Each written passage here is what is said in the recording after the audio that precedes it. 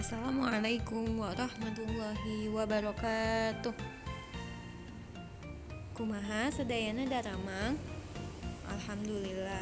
Mugia sadayana aya dina kasehatan sareng dipamparinan rahmat ti Allah Subhanahu wa taala. Dina dinten ayeuna urang bakal diajar bahasa Sunda nyaeta tentang ngagunakeun kalimat sapaan dina bahasa Sunda.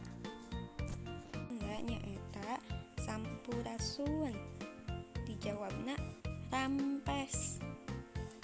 Sampurasun kalau di bahasa Indonesia kurang lebih artinya permisi. Nah, kata sampurasun ini diucapkan saat ketemu orang atau sebagai kalimat pembuka. Contoh yang kedua nyaeta punten. Punten dijawabnya mangga. Biasanya kalimat punten ini diucapkan ketika bertemu atau lewat di depan banyak orang atau di depan orang. Nah, atau ketika kita bertamu ke rumah orang, ya, dijawabnya mangga. Kemudian contoh kalimat yang ketiga yaitu wilujeng enjing.